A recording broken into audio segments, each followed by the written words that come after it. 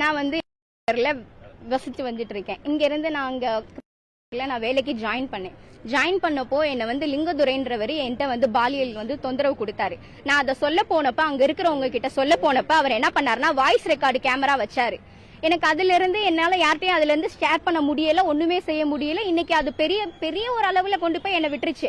அவங்க தம்பில இருந்து, அவங்க பிரதர்ல இருந்து, அவங்க ஃபாதர் எல்லாருமே வந்து என்ன சொல்றாங்கன்னா, உன்னை நாங்க பெங்களூர் கூட்டிட்டு போய் அங்க கூட்டு பாலியல் செய்து உன்னை வன்கொடுமை பண்ணி உன்னை நாங்களே கொன்றுவோன்னு சொல்லி என் காது படவே அங்க லிங்கதுரை பேசுறாங்க.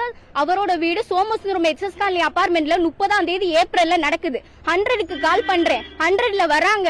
வந்துட்டு 5000 ரூபாய் பணம் வாங்கிட்டு அதே இன்ஸ்பெக்டர் என்ன அதே இடத்துல விட்டுட்டு போயிட்டாங்க. இப்படி எல்லாம் நடக்குது இந்த நாட்டுல.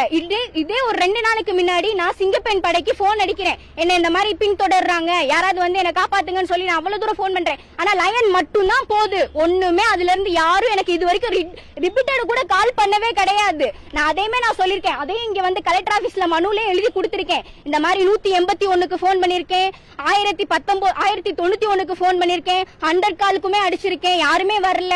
உமன்ஸ் போலீஸ் ஸ்டேஷனுக்குமே அடிச்சிருக்கேன், அங்கேயுமே அவங்க என்னோட போனை வந்து பிளாக் பண்ணி வச்சிருக்காங்க. இவ்வளவு விஷயமும் அவங்களுக்கு நடந்துட்டு இருக்கு.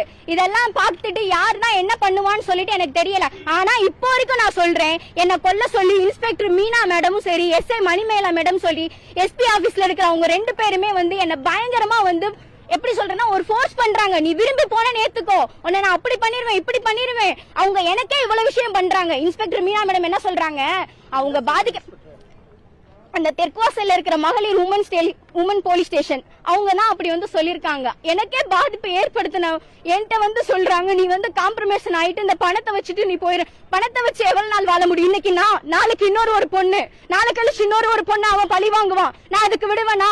எனக்கு அப்பா அம்மா யாரும் கிடையாது. நான் தனியா நின்று நான் போராடிட்டு இருக்கேன். அப்போ எனக்கு காவல்துறை தானே உடந்தையா இருக்கணும். நான் கொண்டு போற எவிடன்ஸ் எல்லாத்தையுமே அழிச்சிருவேன்னு சொல்றாங்க. அவன் என்ன செக்ஸுவல் பண்ணும் போது என்னோட போட்டோஸ் என்னோட வீடியோஸ் அத்தனை எடுத்து வச்சிருக்கான். அவனோட ஐபோன் லேப்டாப்பை வாங்கி பார்க்க சொல்றேன். இன்ன வரைக்கும் யாருமே எந்த ஒரு சோதனையும் பண்ணல. ஏன் பண்ணலன்னு சொல்லி நான் இன்ஸ்பெக்டர் மேடம் கிட்ட கேக்குறேன். அதுக்கு அவங்க சொல்றாங்க, அவன் காம்ப்ரமைசன் ஆகி போகணும்னு சொல்றியா, இல்லன்னா நீ அவன் தம்பியை கல்யாணம் பண்ணிக்கோ அப்படின்னு சொல்றான்.